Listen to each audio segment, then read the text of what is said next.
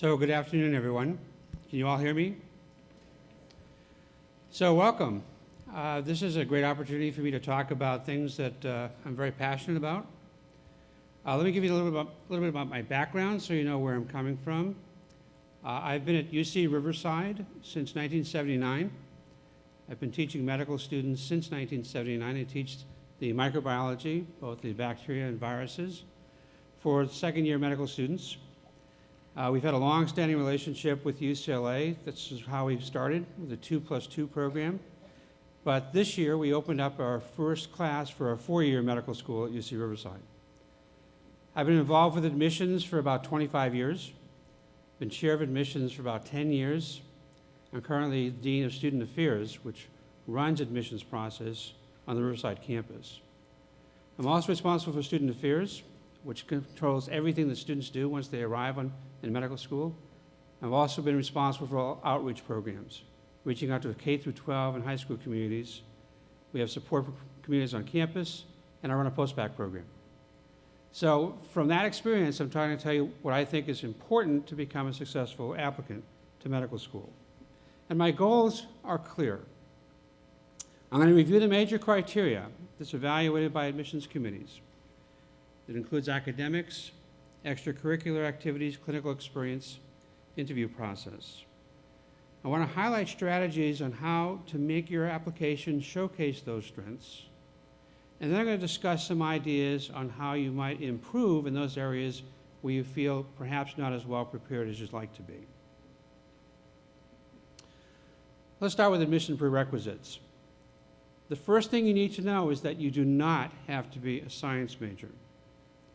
Every medical school has prerequisites that you would have to complete. You can typically do that in a variety of different majors. On our campus, we prefer students that have had a breadth of experience. Even if they've been a science major, having more humanities and social sciences is really important. We want you to improve your people skills, communication skills. There's a little bit of caution, however, in prerequisites. Not every school is the same. You need to pay attention to that. So, for example, you should know about the medical school admission requirement book. That's online. It's run by the AAMC. There's a charge to do that. But you need to be aware of that. That describes every medical school, their characteristics, their requirements, their applicant pool, their matriculants. So I'm going to talk about MSAR a little bit later, but please be aware you need to review what the admission requirements are for the schools you're interested in. And you also should know about AP credit. So some medical schools do not accept AP credit for anything. Some will accept it for English and math, but not for the sciences. Now, the first criterion is academic ability. The national average for admitted medical students last year was 3.67. That's the cumulative GPA. The reality is the medical schools are looking more closely at your science GPA. And in general, I would recommend you have a science GPA of about 3.3 or better. And particularly the medical schools are looking for your performance in the upper division science courses. So even if you begin a little bit low, if you improve as you're going along, that'll register with the admissions committee. Now let's talk about if you don't have a 3.3 science GPA, what can you do about it? There's several different strategies, and I want to talk a little bit about the pros and cons of each of those. So for example, there's a post-baccalaureate program. There are two types. There's the career-enhancing programs and the career-changing programs. If you've not done the prerequisite classes, you were a non-science major, and you decide to go to medical school after graduating, you'll need a career changer post-baccalaureate program. If, however, you're just trying to improve your science GPA, you could use a career enhancer program. These programs typically have components that include MCAT preparation, as well as upper division science classes. It's important in these programs that you focus on upper division sciences in courses that you have not already taken. We don't recommend that you repeat a class that you've done. So you got a C in organic chemistry, and you say, oh, I really want to get a B in that class. Take biochemistry, take something more advanced. Don't repeat a class you've had before. If you got a C and you take the exact class again and you get an A, the admissions committee says, duh, you took it twice, you got an A. So take something above that. Show that you've learned from that information and can build on it. That's what's important. If you don't get into a formal post-baccalaureate program, there's nothing preventing you from doing your own personal post-bac. You can take classes through extension. So if you feel that that's important to you, you can do that. Another strong strategy is what we call the special master's programs. These students have done a little bit better than the post-bac students. So the post-bac students, let me tell you, on average, post-bacs are looking for students with about a 2.8 science GPA and above. If you have a 3.5 science GPA, by the way, you don't need a post-bac. Okay? You've already reached what you need. But if you have a 2.8, 2.9, post-bac might be a good option for you. Let's say you have a 3, a 3.1, and you've had an upward trend, and you think, I really just want to prove to the medical schools I can do the work. The special master's is an opportunity for you to do that. It's typically a mixture of upper division science classes and some medical school classes. You'll be actually sitting in the same class as the medical students, by the same instructors, taking the same exams. Obviously, good performance there documents the fact that you can handle the medical school curriculum. Now, I have a listing here of, very hard to see at the bottom. Actually, if you go to the AAMC website, under the Aspiring Docs program, they have information about all the post-baccalaureate programs, both the regular post-bacs and the special post-bacs. So it's a great guide for you to take a look at. Some students go for a traditional master's degree. The pros of that is that it demonstrates your ability to handle sort of graduate level science coursework, provides a new degree and more experience. Unfortunately, most medical schools expect you to do exceptionally well in the graduate program. So I think most students might know that graduate programs typically have only A or B or flunk. So if you complete a master's degree with A's and B's, you get a 3.6, that's like average. In fact, it's not even that impressive for a master's program. So you really have to do exceptionally well. I would prefer, if you were looking at a master's, to do a research master's, not just a coursework master's. A research master's provides you different skills, a different set of understandings, problem-solving abilities, critical thinking. Rather than just taking a set of master's classes, do a master's degree with a full research. It takes a little longer to do that, but it's more meaningful to the medical schools.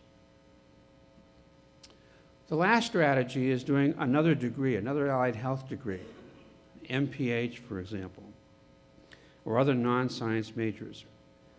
Please be aware that that is a non-science major. The medical schools do not normally consider an MPH to replace a weakness in science. Now, the MPH is a wonderful degree, and we recognize that and applaud it. For many students who have an interest in public health and in their medical education, having an MPH makes perfect sense. But if you're just trying to demonstrate you can handle difficult science curriculum, which is medical school, the MPH doesn't actually address that issue. MCAT. Again, the national average for admitted students is about 31. The verbal score is the one score that's been documented to suggest the ability to do well on the Step 1 National Board. Verbal score is really critical thinking, analysis, and reasoning. And that's why it equates essentially with Step 1 exam. No score predicts that you'll be successful in medical school. No score predicts that you're going to be successful in national boards. But low performance on MCAT suggests that you might struggle with a national board exam. So I get this question all the time, what do I need to do? What score will really be sufficient? Again, I'm going to recommend you look at the MSAR book and look at the range of MCAT scores that are accepted by the medical schools you're interested in. If you fit within that range, you're fine. If you're below that range, my advice is very simple. Take it again. It's a very important test, and a lot of students get really flummoxed by this. It becomes really a challenge to them, and they lose confidence in themselves. It's a test. You're going to take many tests in medical school, national boards. If you have difficult taking tests, you need to work on test-taking strategies. If you have test anxiety, there are techniques to reduce test anxiety. You need to sort of take advantage of those activities. Need to be strategic about this. If you have a good score, if you have a 29 or a 30, let's say you have 10s across the board, and you're thinking, I probably could do a little bit better. Actually, a 30 is solid. I wouldn't play with a 30. If you take it again and you don't quite score as high, they're going to think you were lucky when you took the 30. Don't take the MCAT just to see what it's like. Every MCAT score is on your AMCAS application. So let's say that you decided to take one. You weren't quite ready, but you said, I want to see what it's like. And you take it and you score like a 19. That 19 is a permanent part of your record. Take it when you're ready. Your practice test will give you an idea of what you should be scoring. Expect that the practice tests are going to be higher than your actual exam. If you've been scoring 24s on your practice tests, don't assume that when I walk in, I'm going to get my 30.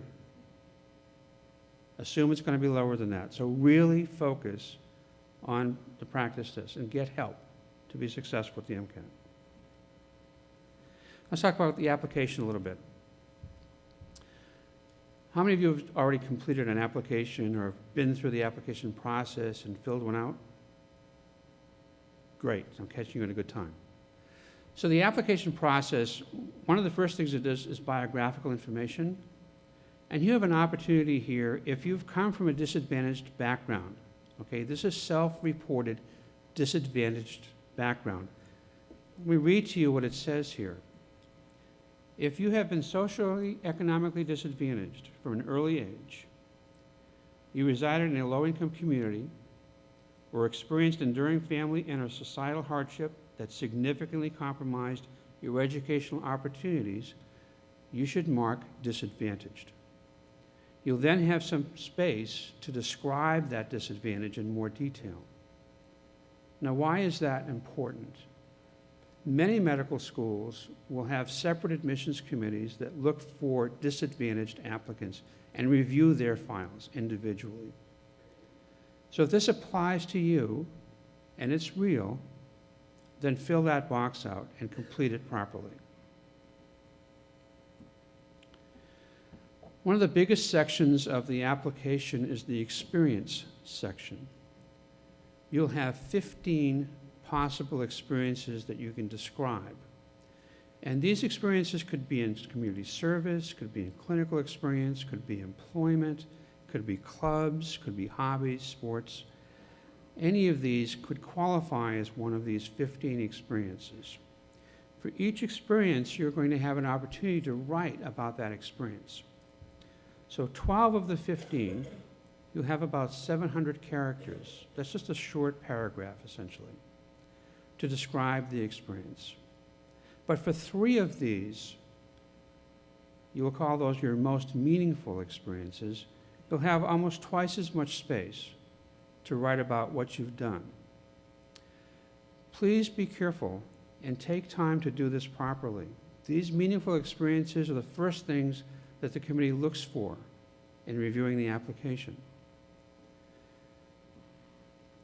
it's sometimes very difficult to write a paragraph describing an experience. So you have to learn how to be succinct and articulate. And whenever possible, include lessons learned. In other words, or for example, I participated in this club, and the club was involved in philanthropy. And we put together a blood drive for the Red Cross, and we were able to bring in 300 volunteers. And I realized, talking to the people from Red Cross, how important it was to have this blood drive on campus. And so you learn something from the experience. Share that in that short paragraph. Because we're expecting that for each activity, you've done something meaningful. And so let's talk about those experiences. I think you all know which ones we're looking for. First is clinical experience, an absolute must. I hear many people telling me about the fact they've done this or that in terms of clinical experience. So let me just put it to you this way. If you're applying for a job to be a car mechanic, and you had gone to that manager of that auto shop and said, I really want to be an auto mechanic, and I want to come and work for your shop. And the owner says to you, okay, so what have you done? He said, well, I drive a car. Okay, what else? That's it. I love cars. I want to work on cars. You can see it doesn't carry a lot of weight.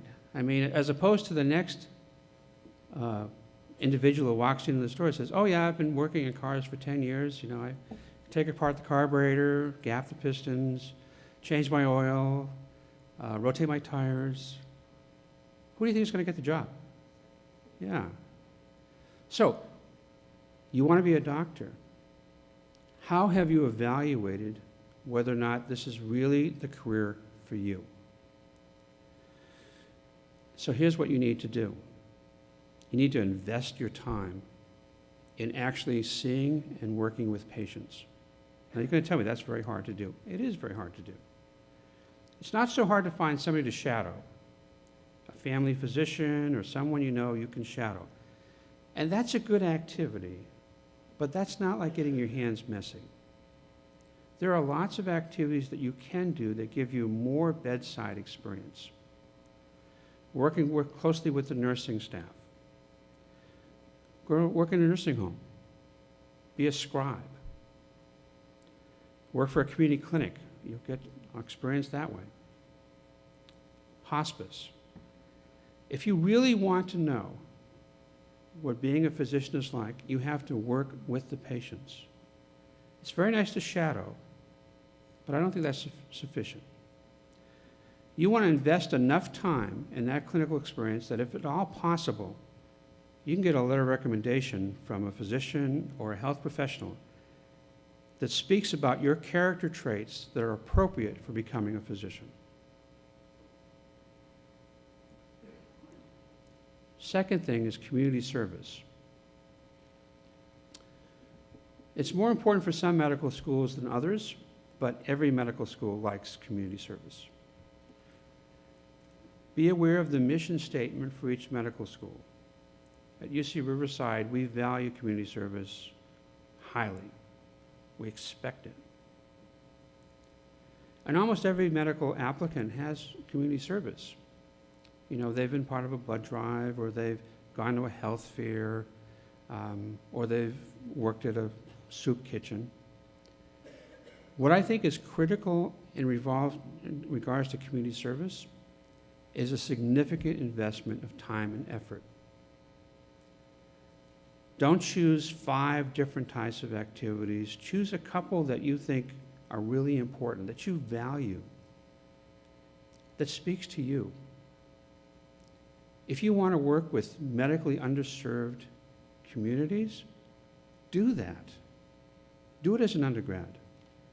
Find out what it's really all about. You want to work in a community clinic? Start as an undergrad. Get involved in it. Find an activity that really speaks to you and speaks about you. and then invest enough time that you make a difference. And again, if it's possible to get a letter of recommendation from the individual that runs that group, very powerful. Speaks a lot about character. And that's what the letters are about. It's about character. Research. You need to do research. You know, it really varies by the medical school. Every medical school likes students to do research, but some expect it. You can look at the research, you can look at the mission statements for the medical schools, and you'll read very clearly, you know, academics, community service, research. So if you haven't done research as an undergrad, that school is not looking at you. Other medical schools don't require it. So you need to know something about whether you require it or not. However, if you do it, again, do it with conviction. Make it meaningful. You're going to hear me say that term a lot, right? Meaningful. It should be meaningful experiences. So you're going to do research. What's a meaningful experience? It's one where you actually design experiments, run experiments, analyze the data, really participate. And that doesn't happen, you know, by volunteering 4 hours a week in the fall quarter, you know, because what you're doing there is you're watching a grad student. Maybe you're doing dishes. You really haven't had a chance to do your own experiments. It's going to take time to do this. Maybe a year or more commitment, maybe a full summer commitment, 8 hours a day, 6 days a week. If you think research is important and you think the medical schools you're going to go to feel it's important, invest your time in that. Make it real. I hope you're getting the sense now when I say about clinical experience and community experience and research experience, it's not dabbling. It's not just sticking your toe in to see what it feels like. It's like full investment. And I know that's hard, and I know that sometimes your academics stand in the way of getting a lot of time to do these experiences, which is why many students actually do this after they've completed their degree. I don't recommend that you necessarily have to do it that way, but you know, the average age for medical school, at least for our students, is almost 26. Nationally, I think it's probably in that area as well. Many students have done a lot more than just 4 years of college. That's the norm.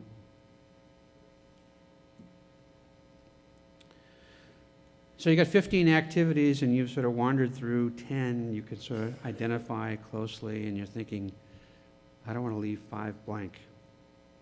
Sounds like I haven't done anything. Be careful not to just fill in things to fill them in. I'd rather read 10 or 12 meaningful stories than 15 in which the last ones are kind of like, well, you know, I did high school football or basketball.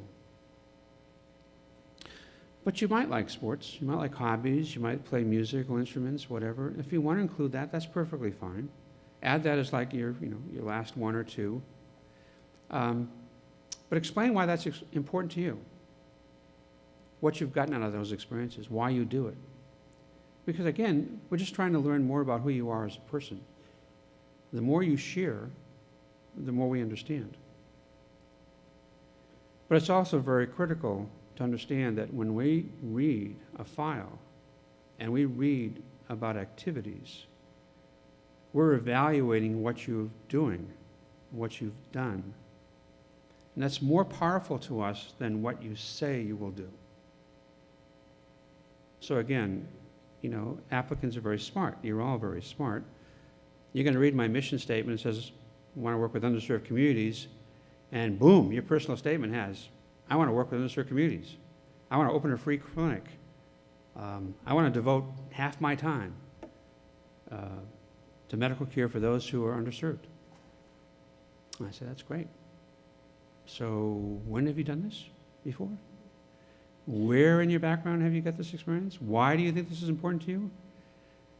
You know, if your personal statement is not consistent with the values that you document by your activities, it doesn't speak very highly. working. A lot of students work. And a lot of students work because they have to work. That's completely understandable. Medical schools get this. Not everybody can go to school on their mom or dad's, paycheck. Many students have to pay their way through college. And so that might be significant times of work that you can't dedicate to all the activities you'd like to. So I've talked about all this community service and research and everything else, and you're working 25 hours a week to pay the bills and go to school. We get that. Tell us about it. We understand. And we'll take that into account. And again, if it's been something that you spent years doing, get your employer to write a letter for us. Employers write great letters. They tell us about character, reliability, honesty, leadership, trustworthiness, great character traits. So we get that.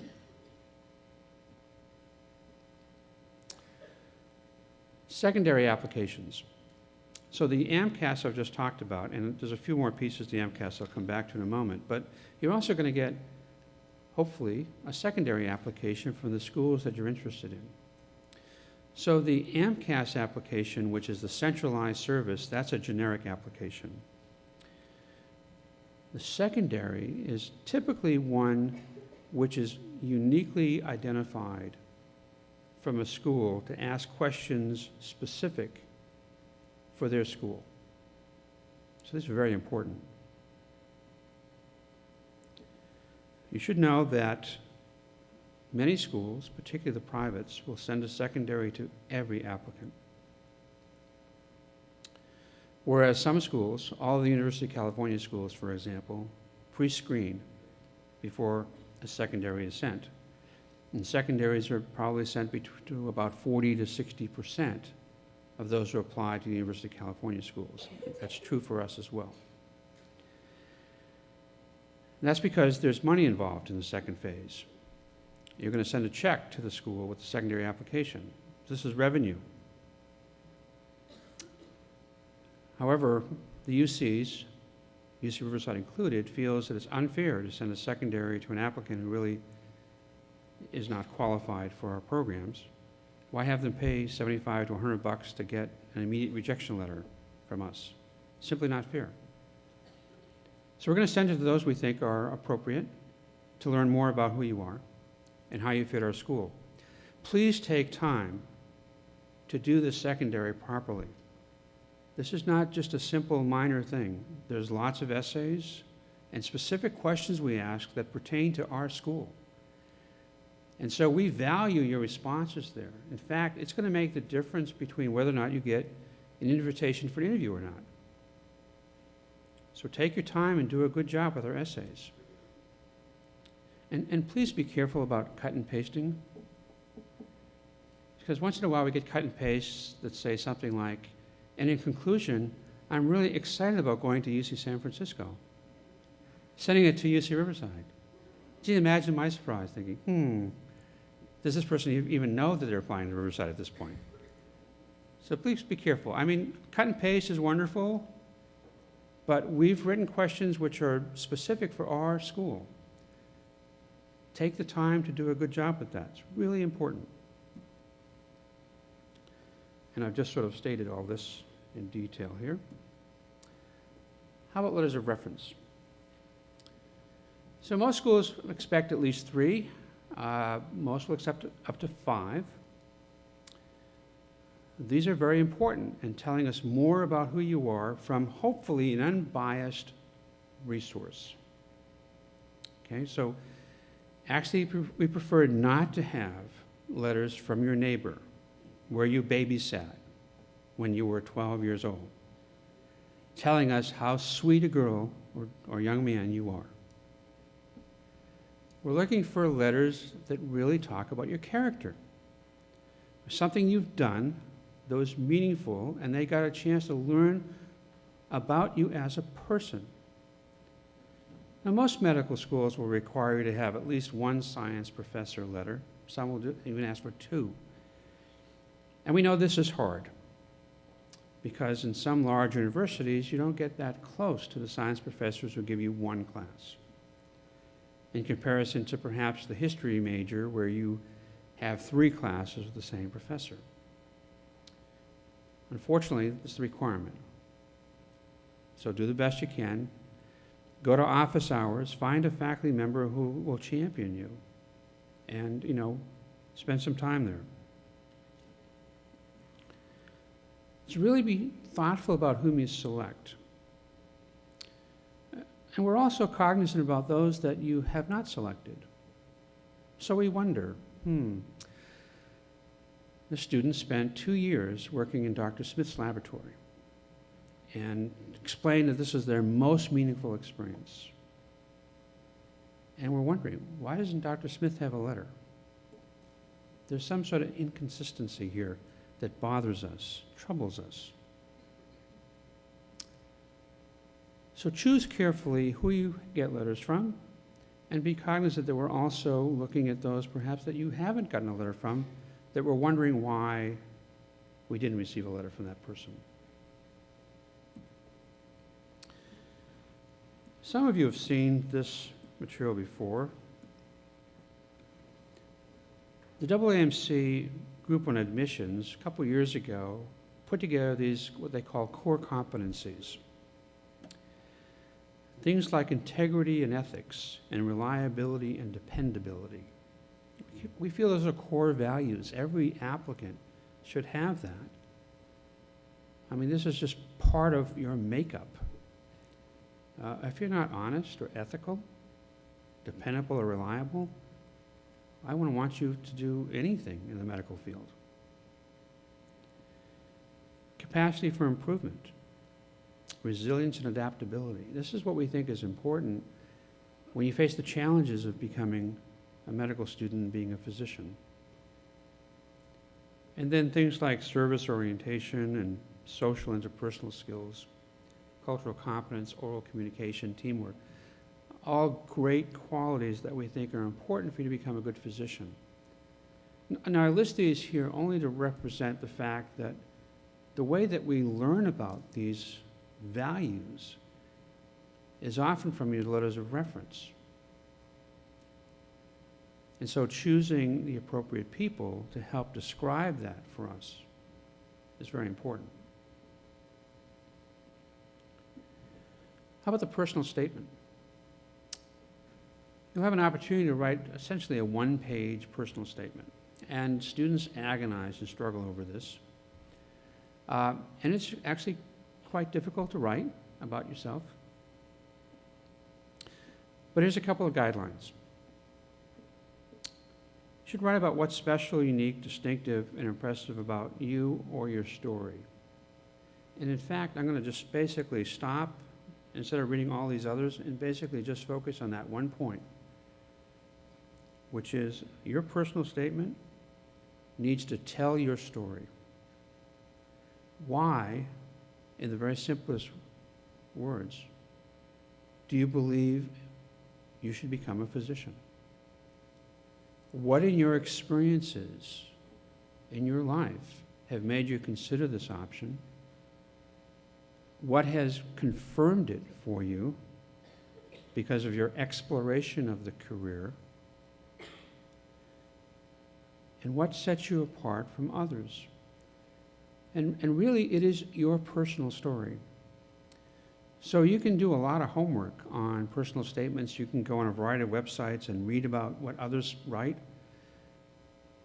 But what's really important is you tell us about yourself.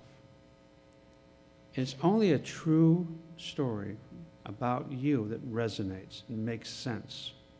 It jives with the rest of your application. That's what's important.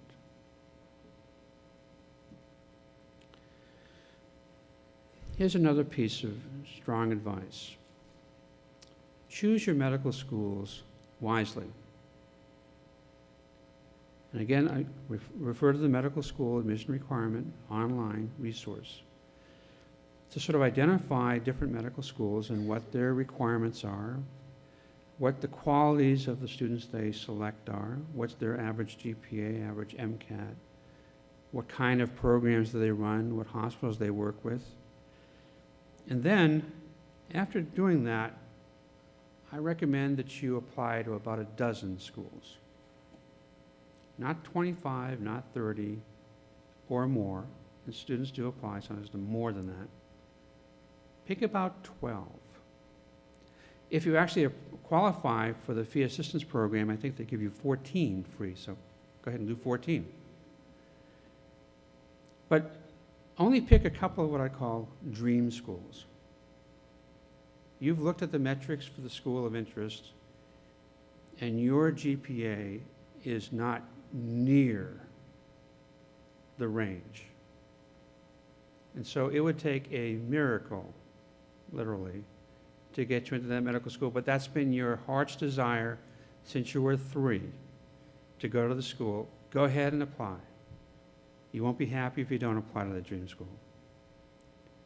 But focus most of your applications with schools that you have the metrics that at least put you in their range. Then you have a chance of getting into those schools. You know, don't knock yourself against the wall trying to get into schools that you really don't have a chance getting into. Be honest with yourself. And then I pick 3 schools that perhaps your metrics are, you know, above their average and that you really have a very strong shot at getting into. There is no real safe school.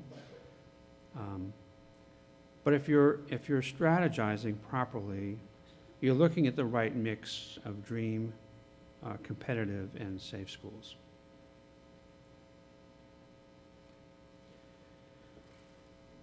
Medical school interview. This is the most important step. You've made it past the admission screens. You've gotten to the secondaries and you've passed that. You've been invited for an interview. This is the most important piece now. There's 2 types, 2 broad types, if you will, of interviews. There's the interview where you're working with 1 or 2 faculty one-on-one for half an hour or so. Or sometimes the second interview is by a medical student. And then there's the multi-mini interview, and I'll talk about that in a moment. Please be aware that when you go to the interview, the entire process of recruitment, sitting together with students, eating lunch, touring, is the interview. And so many students, you know, after they get the interview, they'll sit down with a medical student and kind of just chat. And they'll say things like, that guy was a jerk I interviewed with. Or, you know, this is a good school, but I'm really hoping to go to this other school. You're always being interviewed. It's all one process. You're making an impression every moment you're at the interview. So what's the regular interview do? They're assessing your application. They often have the application in front of you, and they're reviewing it with you, trying to learn more about who you are and more about your activities and experiences, answering a few questions perhaps that you might have. So how do you prepare for this? Review your application. That sounds funny, right? Review my application. But you know, it's months. You may have applied in July and you get an interview in February. You may not remember everything you wrote down. Review your application because they have it right in front of you. You don't want to say something that's not consistent with your application. Read up on the medical school you're visiting. It's very important. You know, they know you're applying to other schools. They're trying to determine whether you're a good fit to their specific school. And why is it that you want to come to our specific school? You need to be able to answer that. So you need to know something about their school. You know, they're community-based, they have a great teaching hospital, they have a strong focus in primary care. Whatever you find and are interested in, and that school has, you need to know about it. You need to know about medicine, healthcare, Obamacare. You might get asked questions about the healthcare issues. Are you concerned about the healthcare issues? Or what do you know about the healthcare issues? And then they always leave time for questions. Be prepared with a meaningful question. Don't say, no, I don't have any questions. They're curious. Why don't you have questions? You're applying to medical school, you're going to spend 4 years of your life in our institution, you have no question for me? That seems unusual.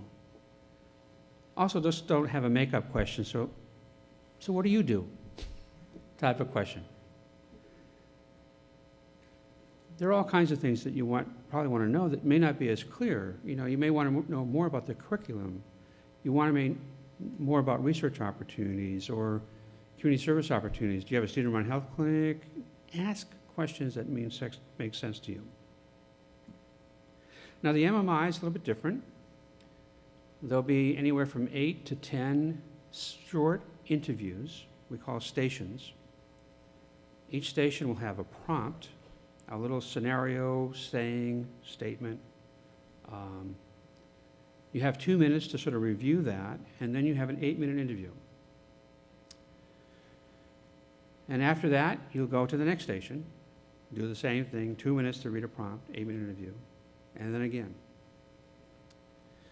The MMI process is something that we do at University of California, Riverside. A lot of the UC schools are now doing it.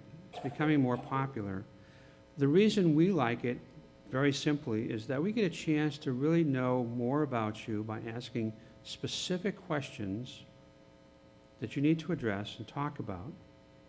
And we're monitoring your communication skills, your ability to connect with the interviewer, your ability to articulate your position. Not necessarily debate, but perhaps, go back and forth a little bit, argue your points. Teamwork, leadership. And what we think is very fair about this process is that none of the people who interview you are on the admissions committee. Now, the regular interview situation is an admissions committee member that interviews you. And if that's a great interview, they're going to be your advocate at the admissions committee. In fact, they may help really decide whether or not you're going to go to that school. But we feel that relying on just one person to make that decision is not always fair to the student, who may or may not have a great connection with one specific interviewer. So you get a chance to have 8 little interviews, basically, with people who will evaluate you and compare you with the other students that they evaluate during that period. And then that score is then given to the full admissions committee as just one other piece of the entire holistic process. We think that's fair to the applicants. Now, how do you prepare for that? Well, you've got to prepare by talking to others and being able to articulate positions in a couple of minutes. You should reflect on how your experiences fit the mission of the medical school you're applying to. And you should also consider how your experiences have made you a strong prospect to become a physician.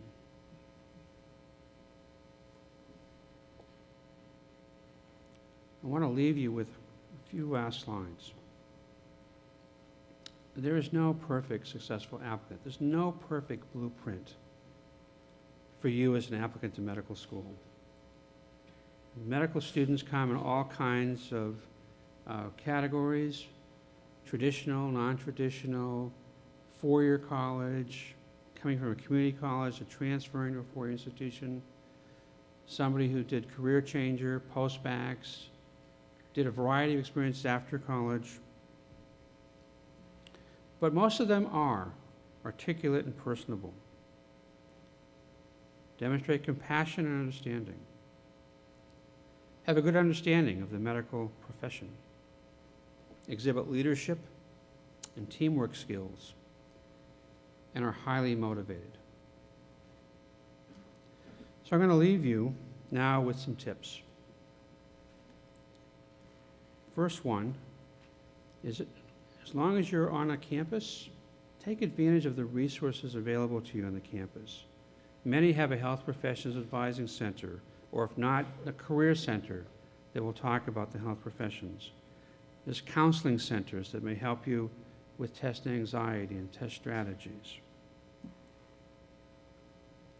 Make sure you learn from those who are really informed. There are lots of students who get their information from other students and it says, oh, medical schools want this or want that. Find people who really know what the medical schools want and listen to them. Don't listen to others who may or may not have the right information. Make sure you go to the right source to get the information you need. Talk to your professors, your supervisors, your counselors. Get their insight into your character and who you are. Get their help, get their assistance, get their mentorship. Be clear, concise, and thorough with your application. And don't wait until the last minute to do it. The application takes quite some time to put together when it's done properly.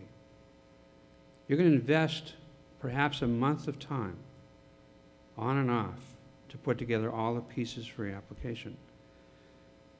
Now, you can start now collecting your experiences, start to sort of think about how you'd organize those and write about those, or you could start now working on a personal statement. Very importantly, be honest with yourself. That's a really key component of knowing who you are.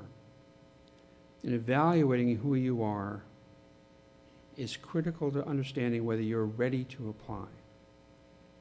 Applying to medical school before you're really ready to do so is a really bad decision. And I say that because once you've applied to a medical school, every successive time you apply, we know that you've applied there before. It's on the first page of the application that we see. Previous applicant.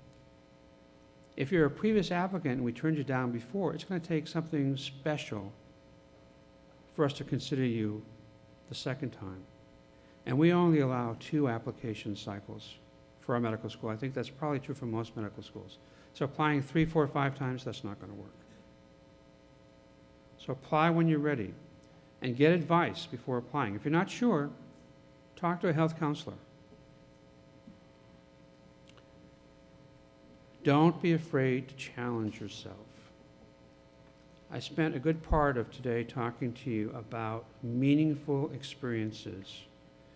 You get a meaningful experience by investing you in certain activities. It's very important. Challenge yourself. What you do before you enter medical school is more important than what you say you're going to do when you're in medical school or after your MD. The last thing is don't give up. If you've evaluated yourself carefully and you've applied and you were not successful, talk to people who can look at your file with you and kind of suggest where your weakness might be. If you've not gotten a secondary, it's probably because of the metrics. Your grades and MCATs aren't high enough. If you've gotten a secondary and you've not been invited for interview, look at what you've done during that period, the activities. Maybe your letters aren't strong enough. And those are confidential, so it's hard for you to know whether you got a good letter or not. But think about the source. Think about how much they really know who you are and can speak to that. And after that, after you have applied and failed the first time, work on the things that you need to improve and then reapply. Many medical students, many physicians did not get in on their first application try. If this is something you're passionate about, something you're committed to, don't give up on yourself. Get help, get support, and hopefully your second application will be successful. Thank you for your time.